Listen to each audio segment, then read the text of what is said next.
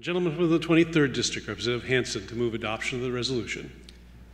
Thank you, Mr. Speaker. I move the resolution H.R. number 4651. It's been moved and seconded we adopt resolution H.R. 4651. Remarks, Representative Hansen. Thank you, Mr. Speaker.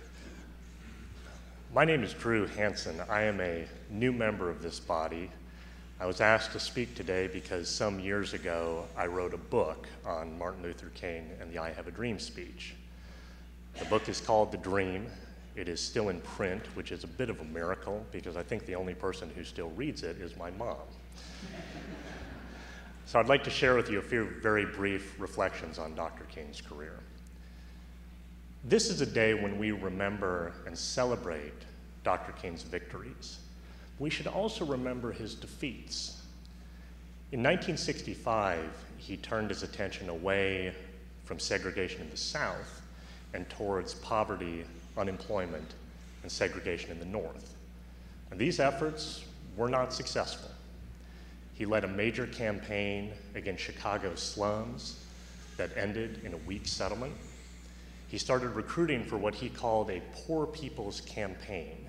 He envisioned a massive army of the disenfranchised to descend nonviolently on Washington, D.C., draw the country's attention to the problems of poverty. Recruiting wasn't going well. And that's what brought him to Memphis in April of 1968. The city sanitation workers were on strike, and Dr. King wanted to give them whatever help he could. On the night of April 3, there was a rally at the Mason Temple, a large Pentecostal church. Dr. King wasn't there. He was back at home at the Lorraine Motel. He was coming down with a cold. And besides, there was a thunderstorm that night. It was one of those southern thunderstorms that sound like the four horsemen of the apocalypse, and they thought no one was going to show up. So King's colleague, Ralph Abernathy, gets to the temple, and the place is packed. There are 3,000 people there. And of course, they're all fired up because anyone who was lukewarm had stayed at home out of the weather. Abernathy picks up the phone, he calls Dr. King, and he says, "Martin, you've got to get down here. These people don't want to hear me, they want to hear you." So Dr. King drags himself out of bed, gets in the car, he's tired, he's sick, he doesn't have a speech ready, and he reaches the temple and begins to speak. He talks about all the high points of the movement, the sit-down strikes, the sit-in movement at the lunch counters, the Birmingham campaign, the Civil Rights Act of 1964, the time when he'd gotten up in front of the Lincoln Memorial to tell the nation about a dream he'd had. And then as he nears the end, he says, "Well, I don't know what'll happen now. We've got some difficult days ahead.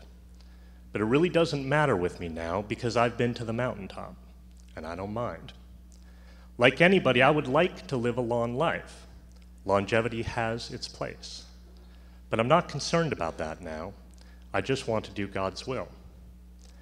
And he's allowed me to go up to the mountain, and I've looked over, and I've seen the promised land. I may not get there with you, but I want you to know tonight that we as a people will get to the promised land. And so I'm happy tonight. I'm not worried about anything. I'm not fearing any man. Mine eyes have seen the glory of the coming of the Lord." And the next day, he was killed. These are difficult times now for our state, as we all know.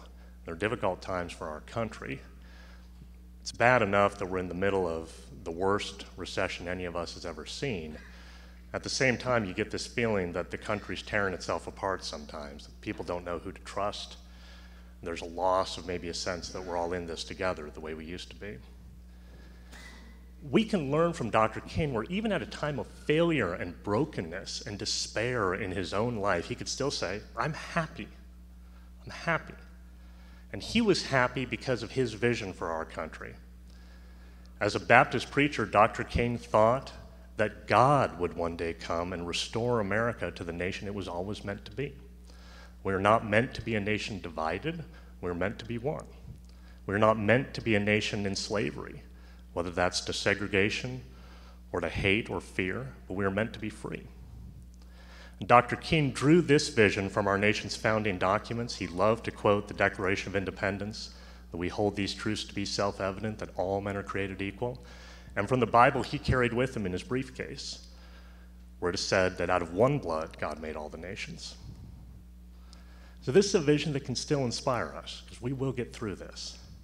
Even though it seems at times like these that we hear Dr. King only as a voice of one crying in the wilderness, calling a nation in exile to come home. Thank you very much. It's a real honor to serve all of you. Thank you. Thank you.